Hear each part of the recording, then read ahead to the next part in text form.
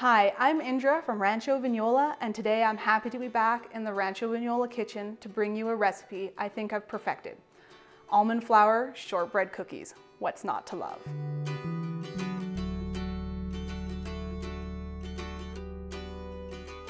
This past harvest season, while the warehouse was buzzing with activity, I made these cookies over and over again so I could get as much feedback as possible from all of our staff to bring you the best recipe possible. This recipe is very simple.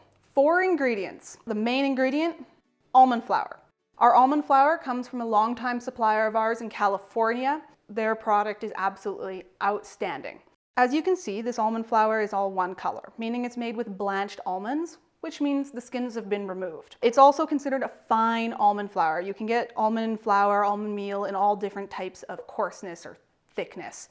So this is quite fine, so it works really well to replace wheat flours in most recipes. This recipe, honestly, I think is better with almond flour than traditional flour. The other ingredients in this recipe, very simple. Butter, vanilla extract, and powdered sugar. So now all we have to do is add these 4 ingredients to a bowl and combine them. Today I'm using a stand mixer because I have one. However, you can mix them by hand with the same results.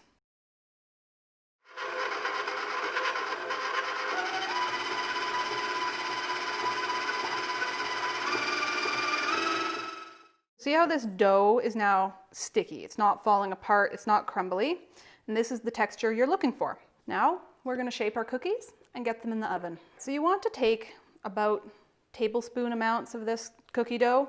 I usually just roll it between my hands, flatten it down.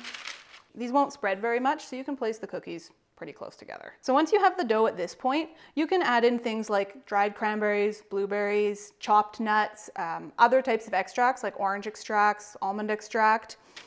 The options are pretty endless.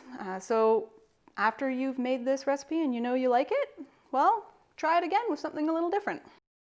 To make the traditional shortbread pattern, we're just going to grab a fork and we're going to press it into the cookie one way to help flatten it out, and then the other way. There we go. Now we're just going to do this to the rest of the cookies and pop them in the oven. These cookies go in the oven at 350 degrees Fahrenheit for about 10 minutes. Baking time will vary depending on the size of the cookie, your oven, and the altitude you live at. So do keep an eye on them after about the 5-minute mark. They're going to be ready when they just start to brown on the outside. You don't want to overdo shortbread. It's better to have them a little bit more on the rare side than on the overdone side. All done and ready to be enjoyed. I wish you could taste these cookies. They're amazing. Look at that beautiful golden brown. They've got that shortbread texture and flavor, but a little bit extra richness from that new crop fresh almond flour. You really can't beat it. It's amazing, and you know, it'll take your baking to the next level. I hope you have a great time making this recipe and enjoy.